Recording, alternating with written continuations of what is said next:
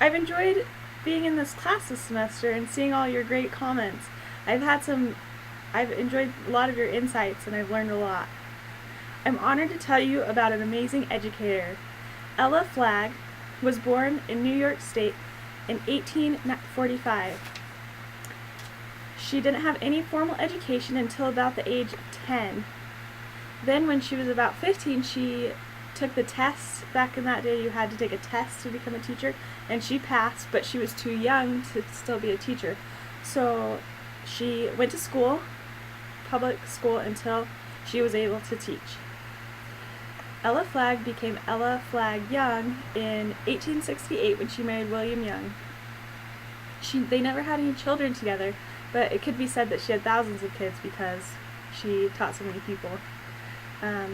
While Young was a teacher, so after she was married, she became a teacher, and she proposed an idea that the teachers would help decide like textbooks, choices, and what the kids would be learning in school, but the superintendent didn't approve that idea, but she didn't ever forget it. She kept that thought.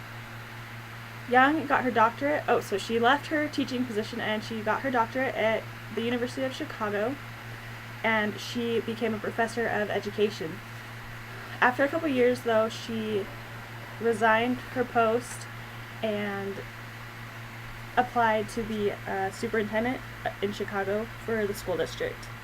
And I just want to read what they said about her interview because it's very interesting and neat. So it says, as Miss Young entered the boardroom quietly, the 15 members of the board shifted uneasily. They had accorded the 5 men a hearing of 20 minutes each. In justice, they thought that they would give the one woman the same length of time. When 30 minutes passed, she was still speaking. The hands of the clock sped around.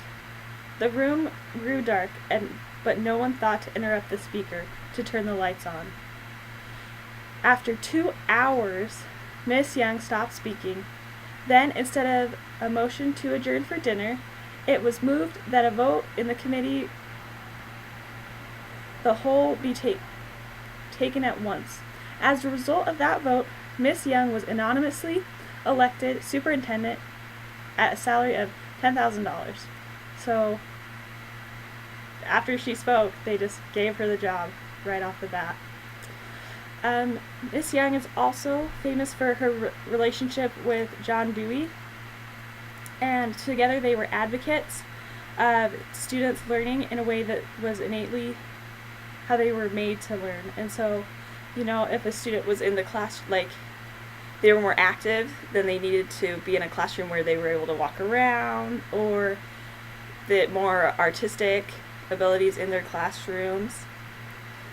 And then, so there were some problems with the school district in that the school board wasn't agreeing, and so she actually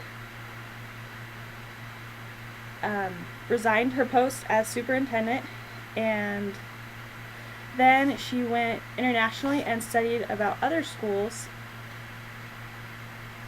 It's also interesting to note that she was one of the first people to come up with a sexual education program in the school district. There was some problems in Chicago with disease, and they just didn't have any hygiene knowledge, and so she was the first one to come up with having the schools teach students about sexual education. And so Young is the first and youngest woman to hold such a high education role in a school. And the Chicago Tribune said of her, "She is familiar with the needs of the schools and the principle of pedagogy. And with all of that going to be education practically successful, and any other person connected with the schools." And so she was an amazing educator. She was a pioneer because she came up with so many different ideas.